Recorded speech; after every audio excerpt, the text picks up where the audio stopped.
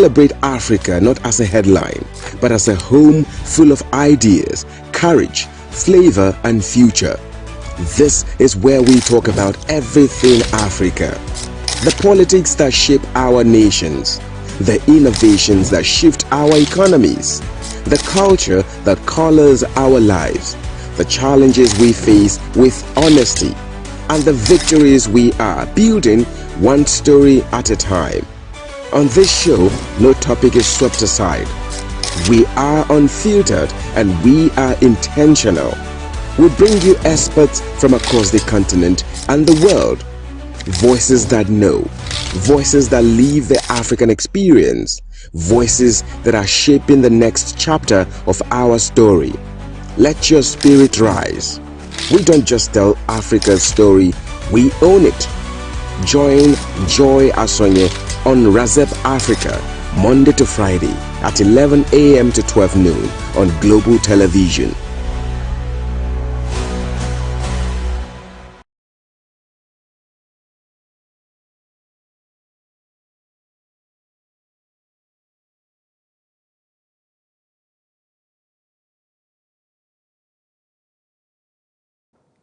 Hello there, many thanks for joining us on Razep Africa this beautiful day. It's wonderful to be back here to discuss issues that surround us, issues that affect us, and everything you need to know to make informed decision. Today on the show, as usual, we will start with the African news update, where we take you around trending stories across Africa. Afterwards, we would have an interview, this time a spotlight on Sierra Leone. We'll be discussing all about youth participation, what not necessarily impedes youth participation in governance, and where the youth head is at. Are they participating? Are they are they part of information that's going on? That's what we'll be going into today. Stay with us. We'll go for a short break. When we return, it'll be time for the African news update. Welcome to Razep Africa, the heartbeat of the continent in one show. Here, we celebrate Africa not as a headline, but as a home full of ideas, courage, flavor, and future. This is where we talk about everything Africa. The politics that shape our nations, the innovations that shift our economies, the culture that colors our lives, the challenges we face with honesty, and the victories we are building one story at a time. On this show, no topic is swept aside. We are unfiltered and we are intentional. We bring you experts from across the continent and the world. Voices that know, voices that live the African experience, voices that are shaping the next chapter of our story. Let your spirit rise. We don't just tell Africa's story, we own it. Join Joy Asonye on Razep Africa, Monday to Friday at 11 a.m. to 12 noon on Global Television.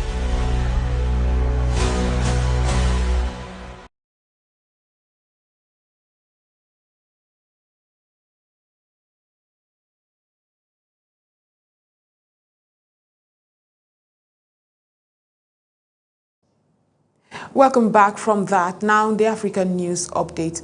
Nigeria has extended its ban on export of raw shea nuts till February 2027 in a move aimed at boosting domestic processing and strengthening value addition within the country's agricultural sector.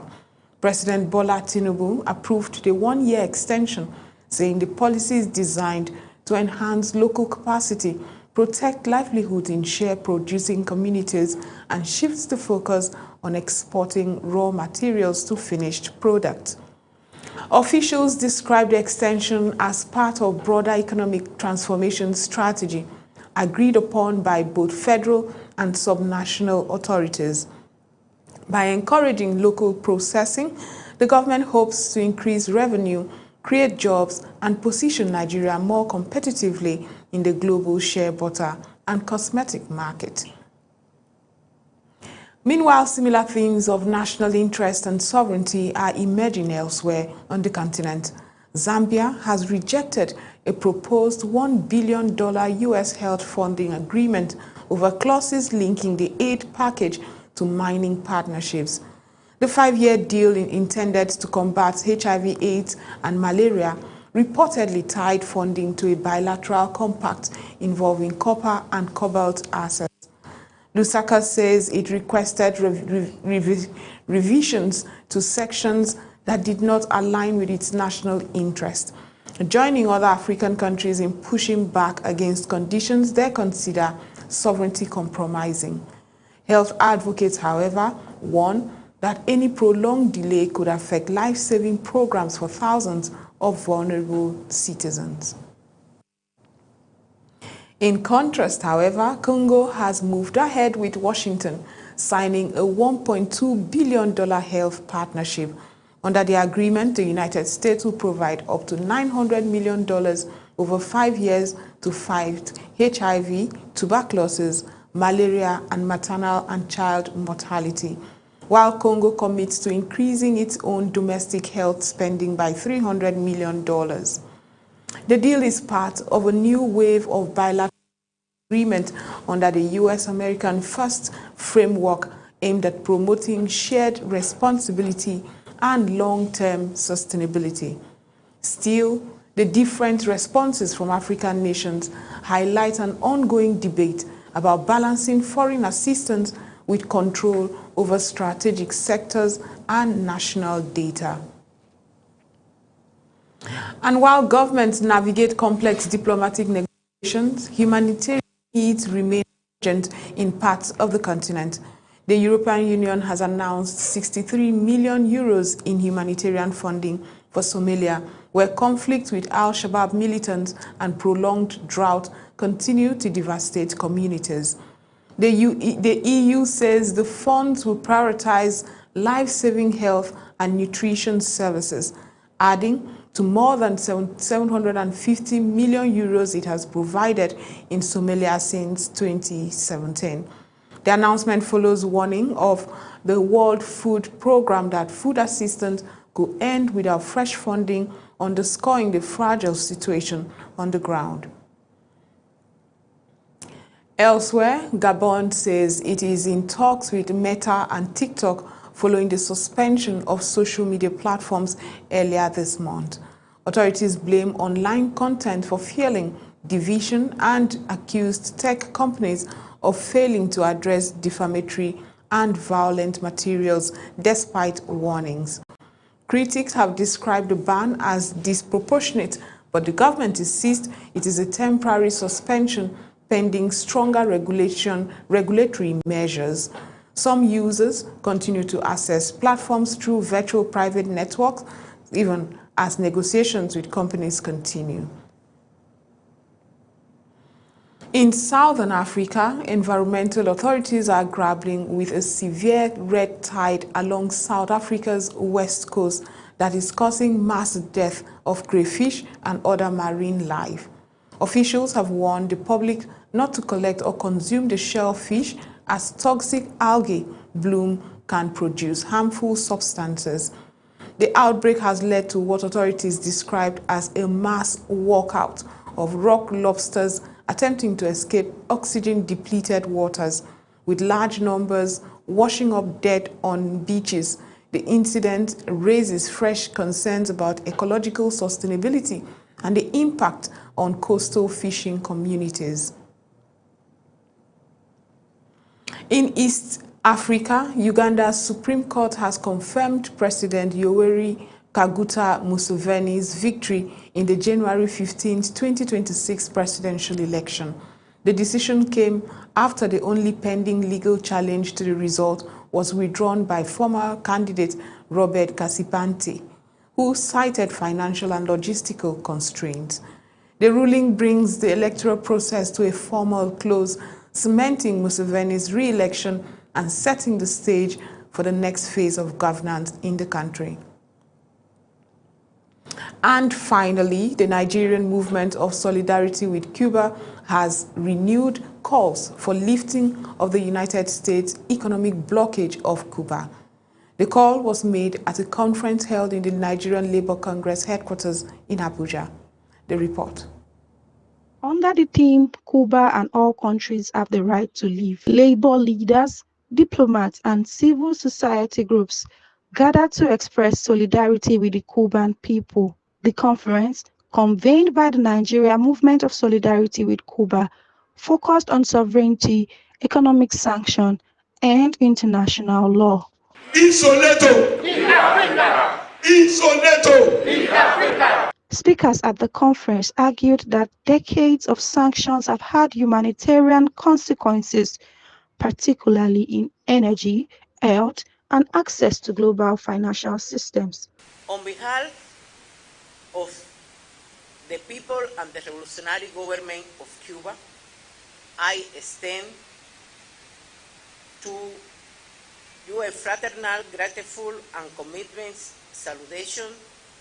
We hire valued Nigerian supporters, your supporters, and Nigerians, because Nigeria is one of the countries which has voted and the United Nations General Assembly in favor of the resolution against the economic, commercial, and financial blockade. The Solidarity Movement also criticized recent U.S. measures threatening sanctions on countries supplying fuel to Cuba, describing them as extraterritorial and coercive. Thousands, not hundreds, of Nigerians have had higher education opportunities in Cuba. And Cuba is a bastion of the struggle for human dignity. It's not just African law, human dignity. When we are talking of humanism, humanity. Human rights lawyer Femi Falana questioned the legal basis for what he described as economic suffocation. The Supreme Court of America ruled that Trump lacks the power to use tariff under the Emergency Act. And that was the act that was invoked in the case of Cuba. Therefore, we are calling on friendly nations like Mexico, like Canada, to study that judgment very well and resume supply of oil to Cuba. For organizers here in Abuja, this conference is not just about Cuba. It is about what they describe as the broader principle of national sovereignty and resistance to unilateral sanctions. They insist that until the blockade is lifted, solidarity efforts across Africa will continue to grow. Simbiat Amzat, reporting for Razep Africa.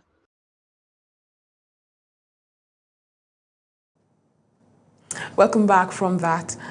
Now, the interview segment where we would be discussing Sierra Leone and youth participation. Now, Sierra Leone is a young nation, not just politically, but demographically.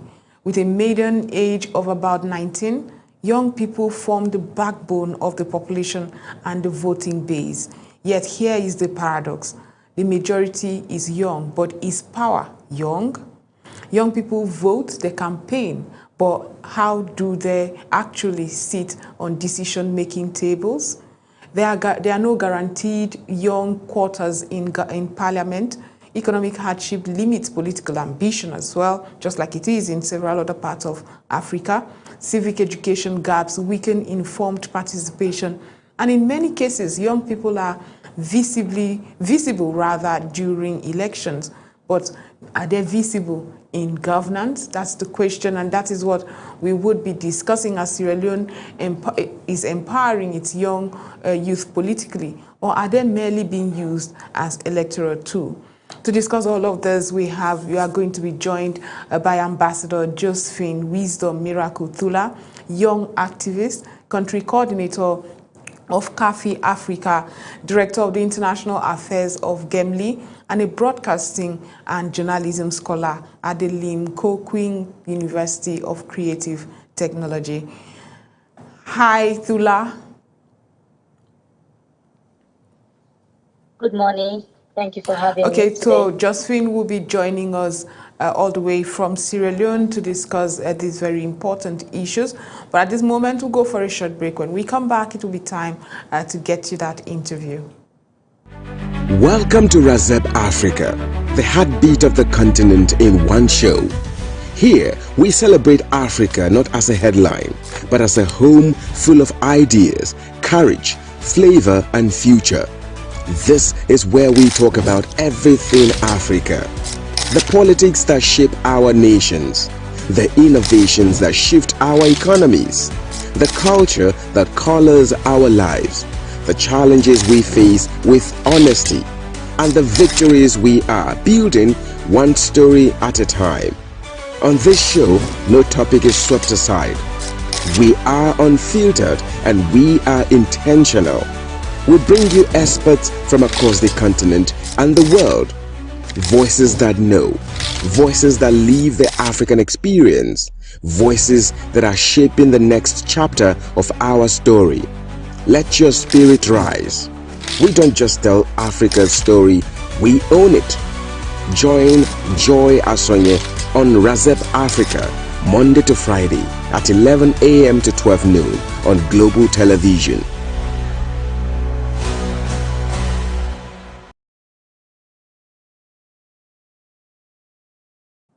Welcome back from that. Like I told you earlier, we'll be discussing something very important, unpacking the youth participation in Sierra Leone and what impedes and challenges having young people in leadership positions.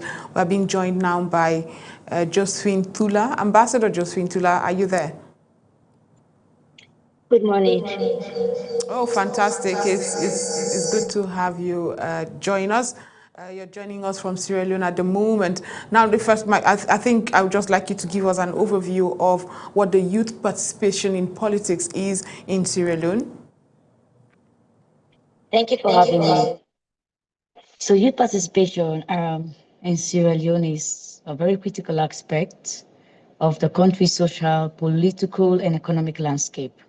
That sometimes we all know that when we are vibrant and young, oh yes, we should work in governance and have an input to nation building. But it's something different in Sierra Leone. But even though like when different government comes in, they do their own ways and they have their own way they run the youths. So I could say like this present government, like majority of young people that are working in governance, they're young people. Even though you cannot find 20 years old or 25 years old, but you see within the age range of 30 to 40 years old. I think that's a promising thing to Sierra Leonean youths. And you can see that most of the youths now, they want to go into politics. They want to advertise for their rights. They want to have a say when it comes to governance. Because you cannot build a nation or a particular country and you don't expect the youths to have like an opportunity to lead. Something we also record in several parts of Africa. I'm happy there's an awakening. We had something similar here in Nigeria as well. But my question would be, what often impedes? I mean, we've also seen financial reasons that impedes this political participation. How expensive is it to actually engage and get to political offices? Well, I think that is one of the mistakes like Africa in general made, especially including Sierra Leone. And they want young people to be in power, but again, they intended to make it very much expensive.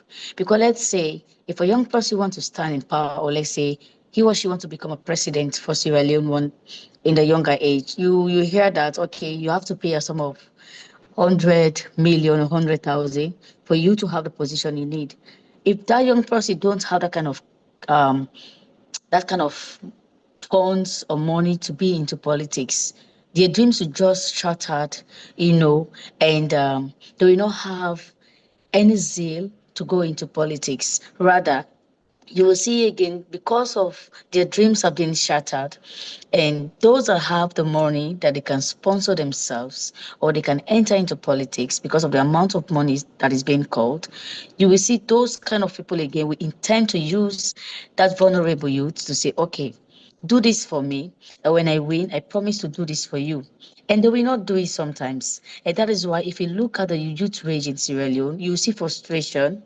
You will see that every youth, or almost all of the youth, want to find a way where they can financially strong, where they can be able to have a say when it comes to finances. And it is one of the things that have destroyed most of the young people when it comes to politics in Sierra Leone. And now you can see that because of they want to go into politics and they need that. So that's why you have entrepreneurship, you have innovators.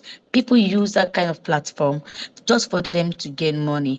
But let's say the money is there, but do they have the right people to guide them? Do they have the right people to put them in the position wherein they will not make the mistake, even if they go into politics, even if they go and stand for a particular position? The money is fine, but also let's talk about the right people that will guide them. It's not about you being a young person and you want to go into politics and you don't have the right mentors, people that will guide you to say not to involve in corruption, not to involve in fight, not to involve in things that are illegal in the country when you want to become a young leader.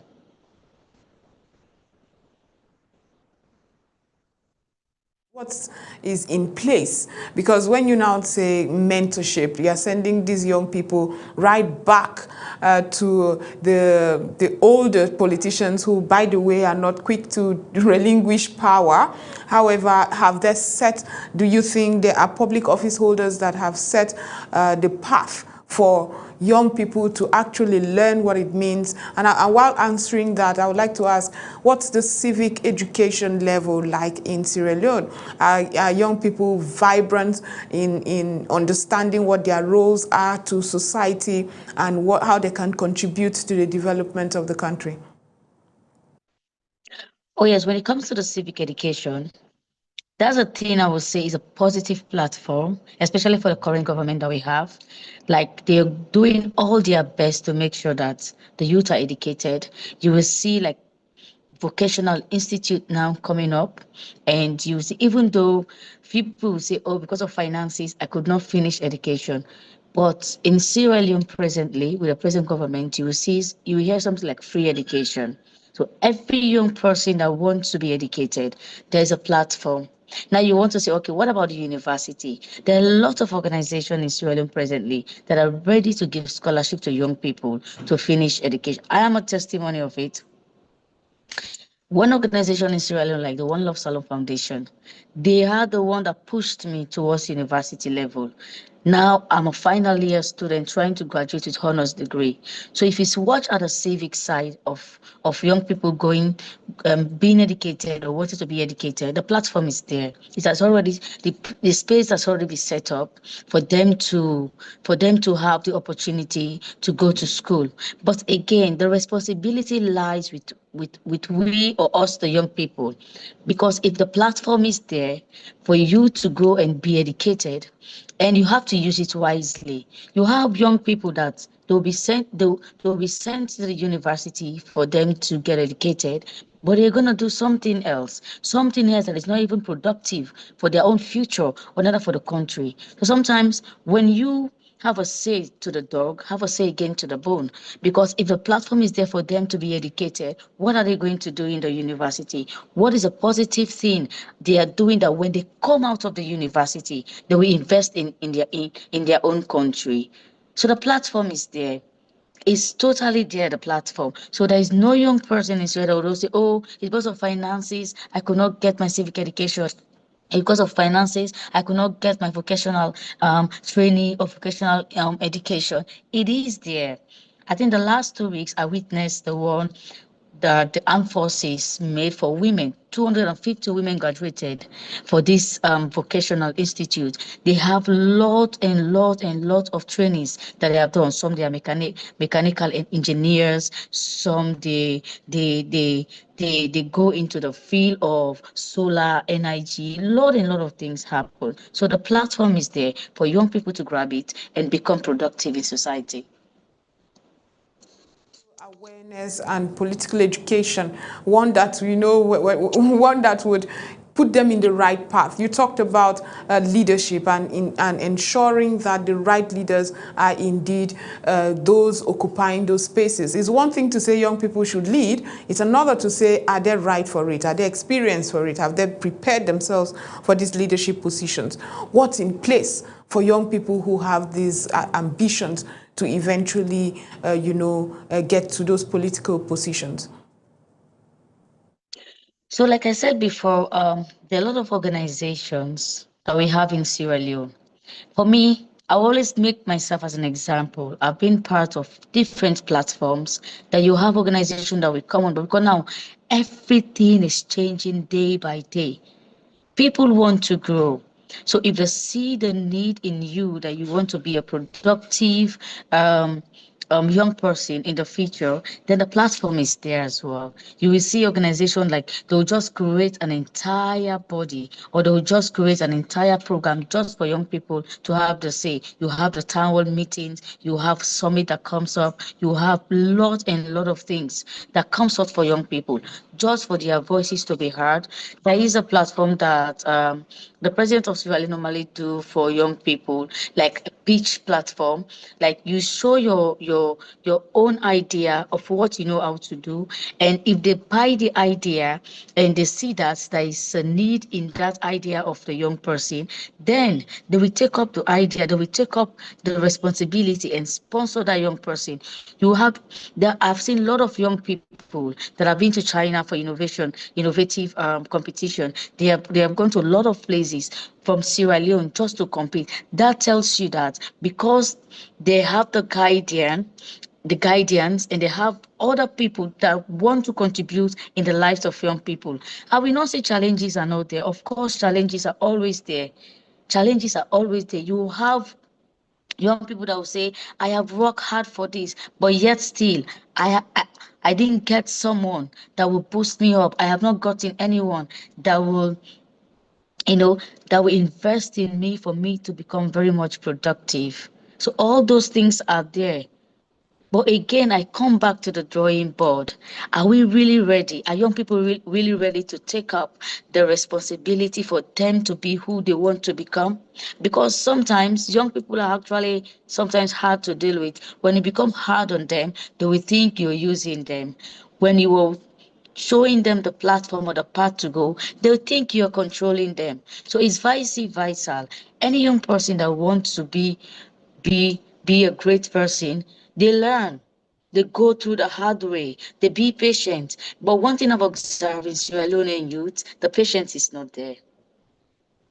They just want to have it in a quick way without waiting for them to go through the training, through the mentorship. So all of that. Absolutely. Now, what would you say?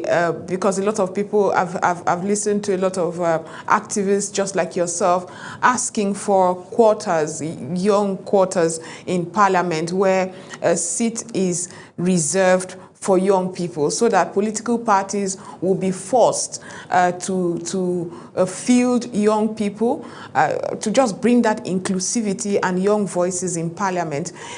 When you look at the landscape in your country and the political landscape rather, is it something that you see in works? Do you think it would come to pass? And if it doesn't, what are the dangers in not having young voices represented in the legislative? So, like I mentioned that before that young people being put in power, you not find a 20-year-old in parliament. Even though, like the law said, when you're 18, you have the rights to stand to become a parliamentarian. But again, fear of young people make that opportunity to go.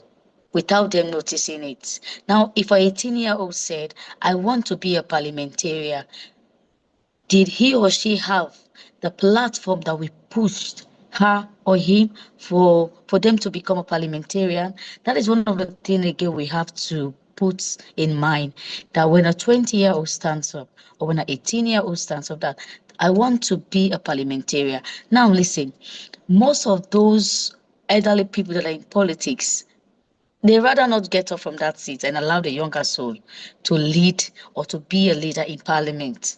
Even though some people said, oh yes, we have younger people in parliament, we have like a 30-year-old, we have like a 35-year-old or a 40-year-old. But I want to see the difference. Let them start it from 18 years old to 20, 25. Then we can talk about the 30 years old. And if young people are not included when it comes to politics or when it comes to leadership, it's going to be a disaster for any country or any nation we find ourselves in. Because one, young people are vibrant. They are people that they can actually think and have innovative ideas. And what can an old person do in parliament actually? I am here as a young person. Other Sierra Leoneans are there as young people. You that call yourself a parliamentarian or an old parliamentarian, you don't know what I want as a young person. You cannot debate for me. Because is there anything that I want that you do for me as a young person? No. Not all the time they are there to give assistance to a young person or to hear their voices out or to hear their cry or to hear what they are going to say. Not everything that is positive that is coming out of those people that we are looking up to in society. But the only thing that will make me feel that there indeed a change of leadership in the parliament sector is when an 18-year-old, a 20-year-old, or 25-year-old is being put or given the position of a parliamentarian. Is the community ready to support that kind of age group? Are the elders ready to support that kind of age group? That's a question I'm asking myself all the time. I said, okay, they always say young people are there, but when you check the age range, it's not the same age as me. They're not the same age as that 25-year-old roaming about the street. No. So that age difference needs to come up. And when any youth hear that, oh, the youngest parliamentarian in Sierra Leone is a 25-year-old young woman or 25-year-old young man, then you spark change and positivity in the country. Passion at which you're saying this. There's still so much to unbundle, but we're going for a very quick short break. We've gone half hour into today's segment. When we return, we will get into more about young people emerging. Are they ready? What can we do to ensure that we have them in political positions, not just in Sierra Leone, not just in Nigeria, but across board? Let's hear young voices. Let's see them express their leadership and even learn in the process. We'll be back after this short break. Stay with us. This is Razep Africa. Welcome to Razep Africa, the heartbeat of the continent in one show. Here, we celebrate Africa not as a headline, but as a home full of ideas, courage, flavor, and future. This is where we talk about everything Africa. The politics that shape our nations, the innovations that shift our economies, the culture that colors our lives, the challenges we face with honesty, and the victories we are building one story at a time. On this show, no topic is swept aside. We are unfiltered and we are intentional. We bring you experts from across the continent and the world. Voices that know, voices that live the African experience, voices that are shaping the next chapter of our story. Let your spirit rise. We don't just tell Africa's story, we own it. Join Joy Asonye on Razep Africa, Monday to Friday at 11 a.m. to 12 noon on Global Television.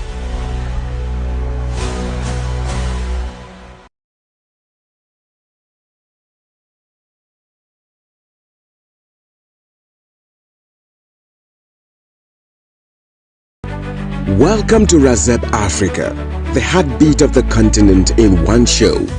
Here, we celebrate Africa not as a headline, but as a home full of ideas, courage, flavor, and future. This is where we talk about everything Africa. The politics that shape our nations, the innovations that shift our economies, the culture that colors our lives, the challenges we face with honesty, and the victories we are building one story at a time. On this show, no topic is swept aside. We are unfiltered and we are intentional. We bring you experts from across the continent and the world. Voices that know, voices that live the African experience, voices that are shaping the next chapter of our story. Let your spirit rise. We don't just tell Africa's story, we own it.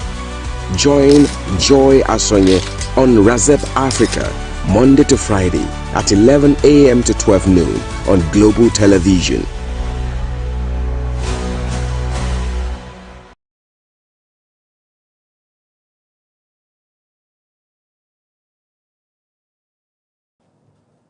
Welcome back from that. We've been discussing Sierra Leone and young people in leadership position. How can that gap be bridged, and to see what we can do to ensure that we do not have weakened gaps that stampede or impede rather young people visibly in leadership. This is not, of course, a problem that just Sierra Leone faces. We have people from all over, activists, political activists from all over the world asking for quotas that will see intentional leadership, not just in public service, but in legislative houses.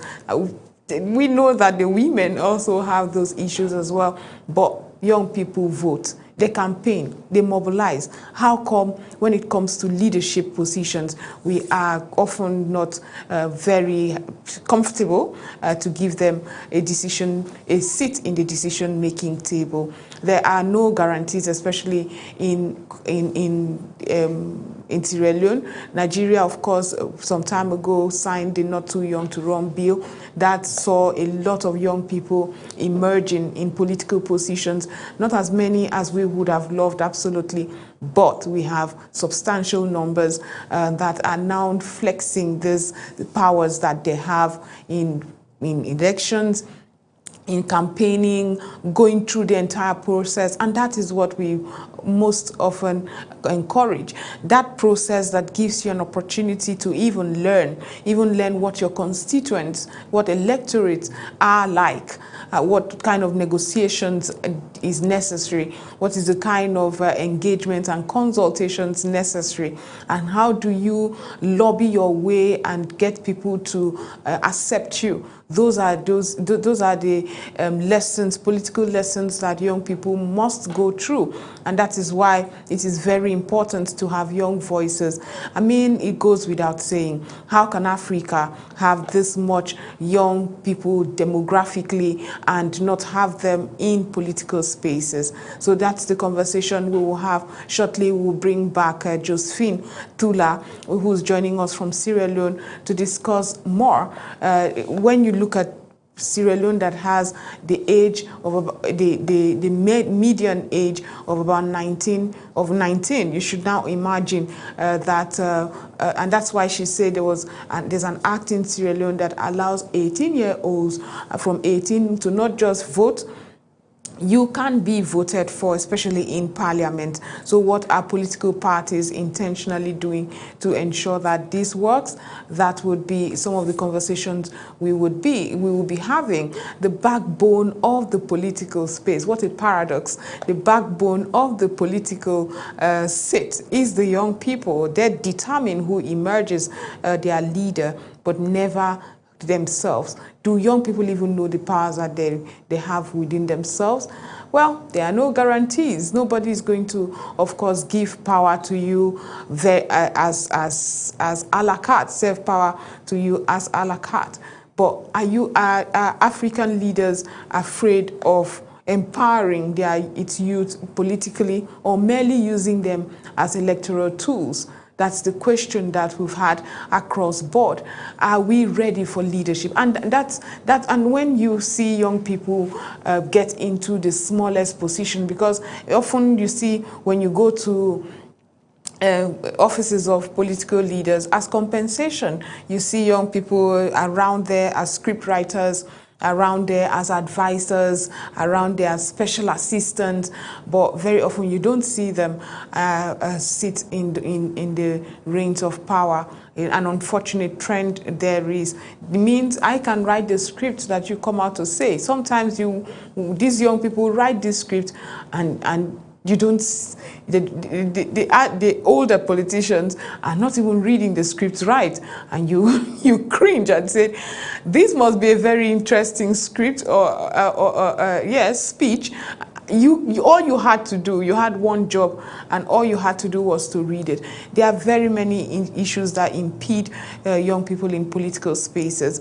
That intentional support from political parties that says, let us field young people. Let's give them the support necessary to emerge. Like we had mentioned here on the show some time ago, that's something we saw in Nigeria, where a lot of young people were said, you know what, it's a consensus, the adults or we have accepted, we've finalized who can stand the test of time. So let's not bother going into the primaries. Just wield, concede to this individual. But because these are the people who make up the political front, the political party, you often just let it go.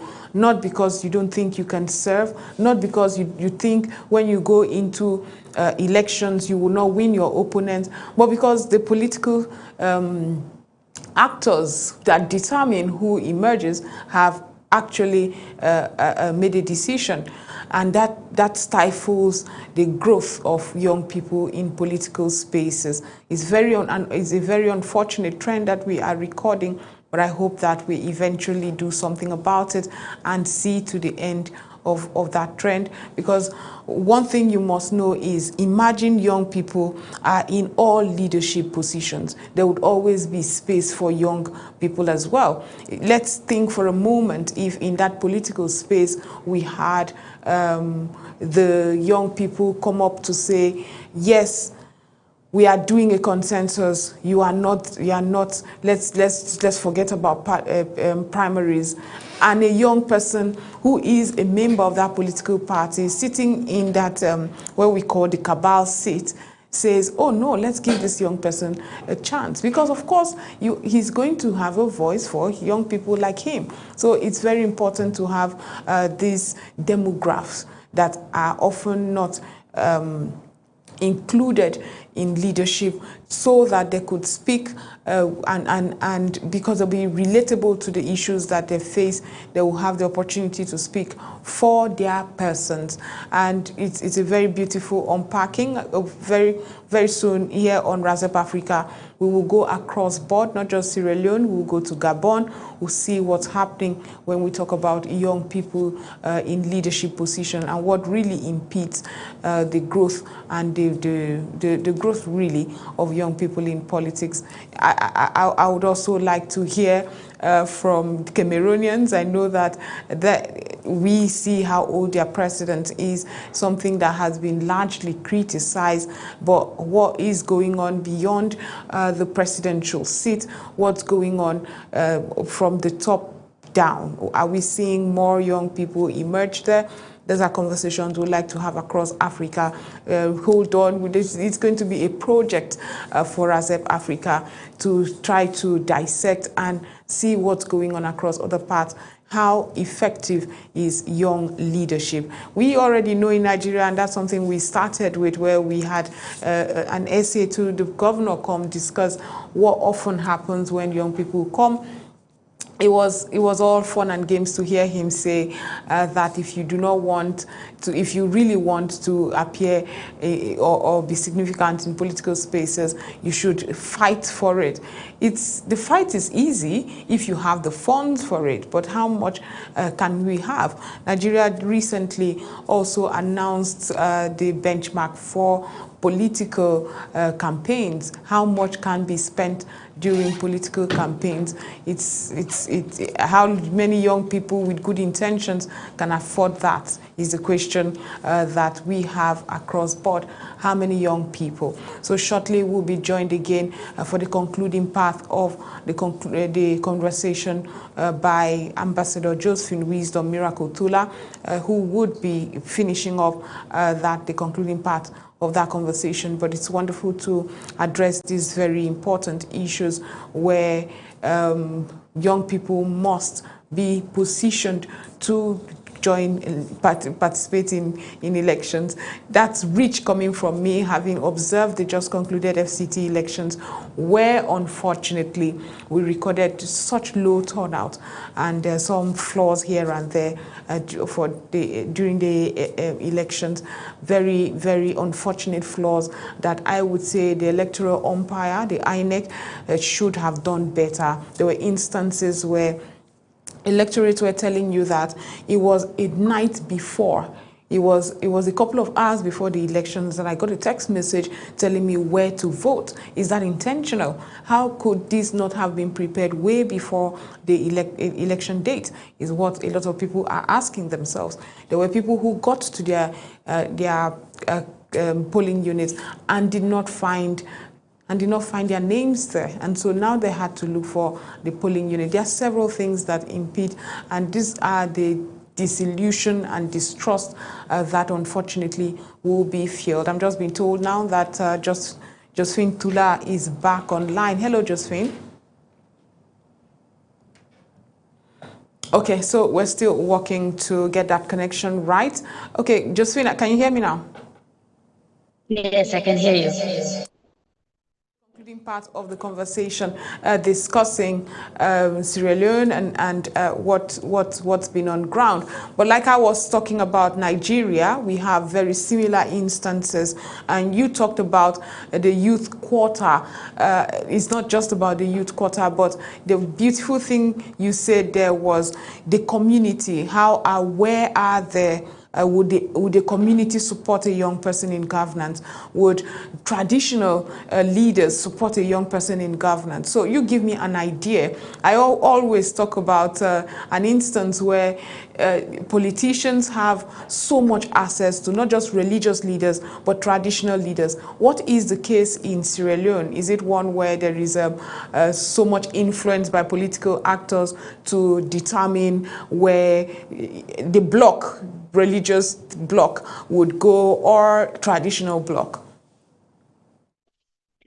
So I would like to say to you, Dr. Joy, that Sierra Leone youth are very much active in social movement. They can actually address those issues like, corruption, environmental concerns, and gender equality. But their activism in being into politics are sometimes facilitated by this so-called social media, and which has provided a platform of awareness and mobilization. And when it comes to politics, sometimes these young people are marginalized.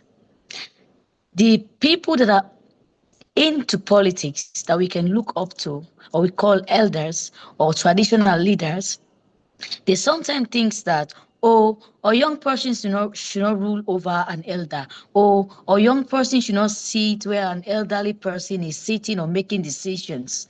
That's the wrong perceptions they have been having all those years, all this while, when it comes into involving young people into politics. And if we don't change that narrative, if we don't change the perception or the idea that we have behind that, I am not sure a young person or a vibrant young person within the ages from 20 to 30 will be able to rule Sierra Leone. Until the mindset is being changed, until those traditional leaders have the idea and have the understanding that we are living in the 21st century. We are not living in the century of our ancestors. This is an age, or this is a century that they should give young people the opportunity to rule, because we know what is happening. We know what we want.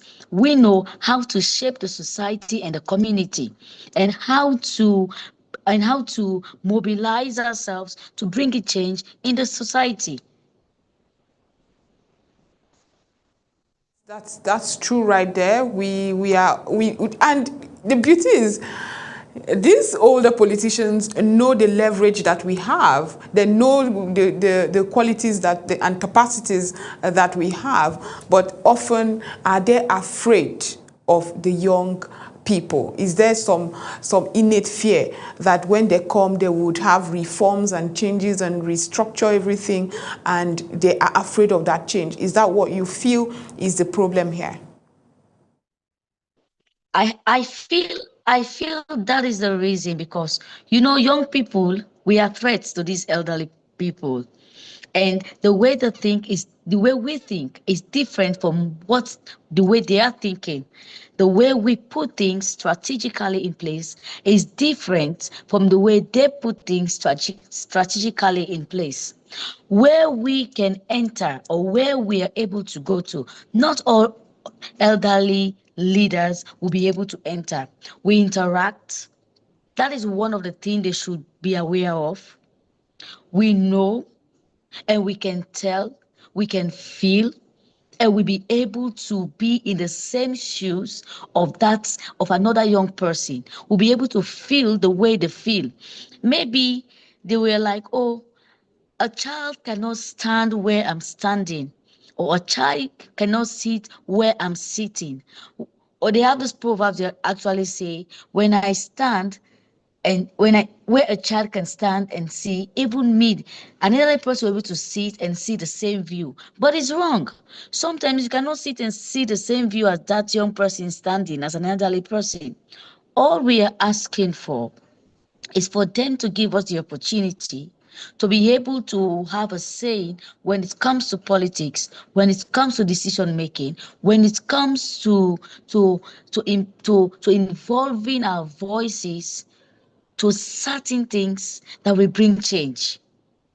Let them just give us the chance, and let them see, because we're given a lot of chances to Nobody these gives elders, to power. these to these You keep leaders. saying let them give a chance. It's. I don't think there will ever come a time somebody in power, enjoying all the resources around power, will say, you know what, out of moral drive, I would let it go.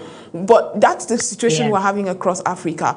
We are yeah. running out of time. So my last question, I guess, would be, what do you think young people can do, leveraging on the energies they have, the numbers across, they have, and leveraging on the know-how? What do you think they can do legally to ensure that this power is gotten? So what I will say here is, there is a word that they say, leave no one behind. But for me, it's a time that we should leave those elderly people behind. Let's create a platform on our own for them to see that we are capable, we are competent, we can rule, we will be able to take political leadership without them coming on board. Because if they see what we are doing for the community, if we involve in community growth, if we involve in the economic growth, if we involve in the social growth and the social aspect of a particular country, even if they self do not want to give us that power, but people around, international bodies, Africa, they are watching, they are seeing, even the country we are living in, for the fact that this young person has involved in this kind of development, then they will be able to entrust us. It is time we start leaving them behind and take up the mantle of leadership positively. Because if we don't allow them to use us when it comes to election, they bribe young people to say, okay, go and fight, go and cause havoc there, or go and do this there. If we stop listening to them, and the time will come, they will know that when it comes to negativity, we are not in, until they place us in a platform that they themselves will know that we can build the nation with our young minds, vibrantly, focused, and acceptable in society. Josephine Wisdom Miracle Thula, thank you so much for your time. And I see the drive as she's a youth advocate, country coordinator for Cafe Africa, and Director International Affairs at Gemly. Thank you again for being part of the show and for giving us an idea of what's going on in Sierra Leone. I'm hoping we could have you more often to discuss. Thank you. Thank you for having me. This is where we end today's edition of Razep Africa. It's been wonderful discussing pathways to meaningful inclusion, youth participation in Sierra Leone's political landscape. Very, very impactful conversation right there. I'm hoping that governments across Africa will hear us and do something about having youth voices that shape the political journey. So this is where we end today's edition. Rest next time with so much more. Have a wonderful rest of the day. Welcome to Razep Africa, the heartbeat of the continent in one show. Here, we celebrate Africa not as a headline, but as a home full of ideas, courage, flavor, and future. This is where we talk about everything Africa. The politics that shape our nations, the innovations that shift our economies, the culture that colors our lives, the challenges we face with honesty, and the victories we are building one story at a time. On this show, no topic is swept aside. We are unfiltered and we are intentional. We bring you experts from across the continent and the world. Voices that know, voices that live the African experience, voices that are shaping the next chapter of our story. Let your spirit rise. We don't just tell Africa's story, we own it. Join Joy Asonye on Razep Africa, Monday to Friday at 11 a.m. to 12 noon on Global Television.